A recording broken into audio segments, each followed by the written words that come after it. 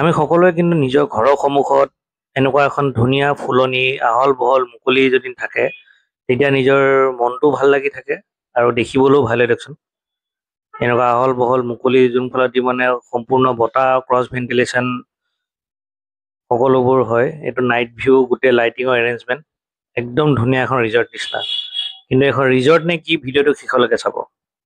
তাৰ আগতে আমাৰ মৰমৰ জুবিন দাক ট্ৰিবিউট হিচাপে মই সদায় এটা সৰু ভিডিঅ' দিওঁৱে, যাতে তেওঁক আমি সদায় স্মৰণ কৰিব পাৰোঁ। গুৱাহাটীত জয়ানগৰ চাৰিআলিত জুডিঅ'ৰ ঠিক সন্মুখতে এখন ধুনীয়া women and child care hospital খুলিলে নিয়চীয়া ভাগীৰথী। জুডিঅ'খন যে আছে জয়ানগৰ চাৰিআলি তাৰ একদম অপজিটত নিয়চীয়া ভাগীৰথী। এতিয়া এই ভিডিঅ'টো কিন্তু কোনো প্ৰমোচন নহয়, এইটো মোৰ নিজৰ অভিজ্ঞতাৰ পৰা আপোনালোকক ভিডিঅ' এটা মই বনাই দিব চেষ্টা কৰিছোঁ। গতিকে ভিডিঅ'টো শেষলৈকে চাব, এটা ধুনীয়া মানে সুন্দৰ ছাৰপ্ৰাইজ এটাও আছে। আহক এই ভিডিঅ'টো আমি আৰম্ভ কৰোঁ।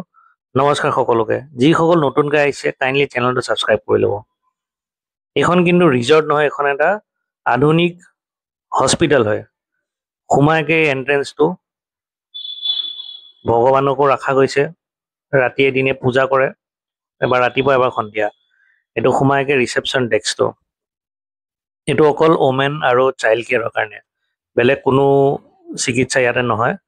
গতিকে যিহেতু চাইল্ড স্পেচিয়েলিষ্ট, চাইল্ডৰ যাতে ইনফেকশ্যন হয় সেইটো কাৰণে খুব ধুনীয়া পৰিপাটি এটা এনভাইৰনমেণ্ট বনাই থৈছে। মানে আহিয়ে আপোনাৰ মন চন ভাল লাগি যাব। আৰু সেই ফুলনিখন যে দেখাইছিলোঁ সেইখন ইয়াৰ সন্মুখতে থকাটো হয়। এণ্ট্ৰেঞ্চতে খুব ধুনীয়া এখন গাৰ্ডেন আছে আৰু গোটেইখিনি মুকলি। এখন OPD ডেস্ক আৰু এখন প্লে গাৰ্ডেনো ৰখা আছে, যিহেতু মই আগতেও কৈছোঁ এখন চাইল্ড কেয়াৰ হয়। সৰু বাচ্ছাবিলাক আহে ইয়াতে খেলিব পাৰে, চাইল্ডৰ যিকোনো অসুবিধা ইয়াতে চিকিৎসা কৰা যায়। আৰু ওমেন ৰিলেটেড যদি কিবা ইছ্যু আছে ইয়াতে আপোনালোকে আহিব পাৰে।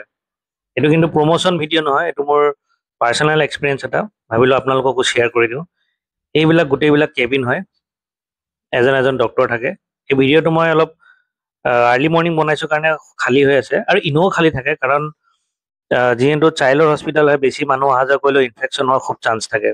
কিন্তু এনেকুৱা হস্পিটেল সাধাৰণতে নাথাকে ইন দ্য চেন্স এনেকুৱা আহল বহল মুকলি চাফ চিকুণ তেনেকুৱা নাথাকে।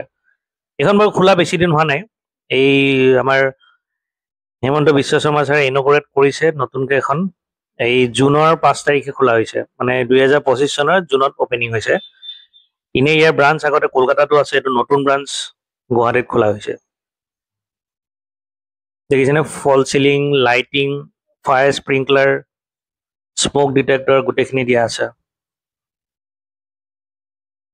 খুব আধুনিক আৰু খুব ছেফটি হেৰিত বনাইছে, যাতে কোনো হস্পিটেলত যদি কেতিয়াবা কিবা ফায়াৰ ইনচিডেণ্ট হয় তাতে যাতে মানে পেচেণ্টবিলাকৰ যাতে হাৰাশাস্তি নহয়, এটেণ্ডেণ্টবিলাকৰ হাৰাশাস্তি নহয়।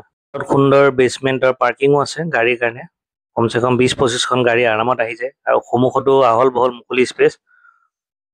লিফ্টতো কিন্তু কণ্টিনিউৱাছ এজন এটেণ্ডেণ্ট থাকে, কাৰণ বহুত পেচেণ্টবিলাকে কি লিফ্ট অপাৰেট কৰিব ভয় কৰে, বা যোনে অসুস্থ থাকে সিহঁতেনো লিফ্টটো অপাৰেট কৰিব কেনেকৈ। এইটো দেখিছেনে, খুব ধুনীয়া, মানে বিৰাটেই চাফা। এইটো চাইল্ড কেয়াৰ, য'ত মানে বাচ্ছা জন্ম হোৱাৰ পিছত মাকৰ লগত ইয়াতে ৰখা হয়। ৰুমটো দেখাই দিওঁ আহক আপোনালোকক। VIP ৰুম নহয়, কিন্তু মানে নৰ্মেল ৰুম, আৰু এজন পেচেণ্ট আৰু এজন এটেণ্ডেণ্ট খুব আৰামত থাকিব পাৰে। খুব চাফ চিকুণ, ফল চিলিং, চেণ্ট্ৰেলাইজ AC, লাইটিঙৰ ব্যৱস্থা গোটেইখিনি আছে ইয়াতে।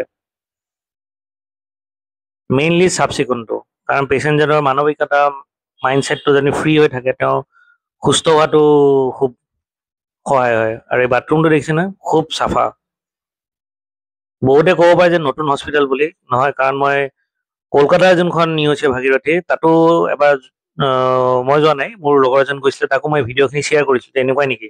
সেইখন বাৰু আগতেই খোলা গৈছিলে, কিন্তু কৈছে সিহঁতৰ ব্ৰেণ্ডটো তেনেকুৱা, সিহঁতে মানে হাইজিন আৰু চাফ চিকুণটো খুব মানে ফ'ল' কৰে, যাতে পেচেণ্টজন বা এটেণ্ডেণ্টজনে মানে কোনো কষ্ট নাপায়। এই খানা দেখিছেনে, জেনেৰেলি হস্পিটেলৰ খানা কোনো খাবই নোখোজে, ইয়াতেতো আপুনি আৰু ছেকেণ্ড টাইম অৰ্ডাৰ কৰি খাব চাগে। এইজন পেচেণ্টজন হৈ মোৰ ৱাইফ হয়। আপোনালোকে ইতিমধ্যে গমেই পাইছে চাগে এইটো মোৰ পাৰ্চনেল অভিজ্ঞতাটো কিহৰ হয়। এটা সুখবৰলৈ মই ৱেইট কৰি আছোঁ, আপোনালোকৰ লগত শ্বেয়াৰ কৰিম। তাৰ আগতে এইটো নাৰ্চাৰী হয়, ইয়াতে মানে এটা কি আছে, যেতিয়া ভিডিঅ'জ বিলাক আহে চবেই মানে বেবীটোক চাব খোজে, কিন্তু ৰেষ্ট্ৰিকশ্যন থাকে, ভিজিটাৰ্ছ বিলাকে যাব নোৱাৰে। তাৰ কাৰণে এই গ্লাছখন এইটো মানে বেবী শ্ব' টাইম বুলি কয়, এঘণ্টাৰ কাৰণে খুলি দিয়ে, য'ত যিমান ৰিলেটিভ আছে 10জন 15জন 20জন সকলোৱে আহি মানে এনেকে চাব পাৰে। দেখিছেনে? আমাৰো টিকলুটো আছিলে আৰু এজনৰ আছিলে, দুজনেই আছিলে। এতিয়া এনেকে আমি চাব পাৰি। এইটো আমাৰ টিকলুটো, সকলোৱে আশীৰ্বাদ দিব। ভিডিঅ'টো এইটো কাৰণে শ্বেয়াৰ কৰিলোঁ কাৰণ হস্পিটেলখন খুব ধুনীয়া আৰু প্ৰাইচটো খুব ৰিজনেবল হয়। 1.4 lakhsত মোৰ হৈ গৈছে, বাকীবিলাকত মই খবৰ লৈছিলোঁ 1.82 মান হৈ যায়। বাকী আমাৰ টিকলুটোক আপোনালোকে আশীৰ্বাদ কৰিব। এটা খুব সৰু শ্বৰ্ট ভিডিঅ' দিব চেষ্টা কৰিলোঁ কাৰণ আপোনালোকৰ সকলোৰে সময় মূল্যৱান, 15-20 মিনিট ভিডিঅ' দি লাভ নাই। আশা কৰোঁ এইটো গম পালে যে হস্পিটেলখন কেনেকুৱা কি কথা। বাকী আশা কৰোঁ আমাৰ জুবিন দাই ন্যায় সোনকালে পায়। ৰৈ বিনালে যদি নাই চোৱা চাব, কাৰণ এখন আমাৰ জুবিন দা আমাৰ কাৰণে খুব এটা মৰমৰ, খুব কষ্টৰে গঢ়া উপহাৰ হয়। বাকী আপোনালোক সুস্থ থাকিব, নিজৰ স্বাস্থ্যৰ খুব যত্ন ল'ব, আৰু এনেকুৱা সৰু সৰু ইনফৰ্মেটিভ কিছুমান ভিডিঅ' দিবলৈ চেষ্টা কৰি থাকিম। আকৌ লগ পাম, ধন্যবাদ।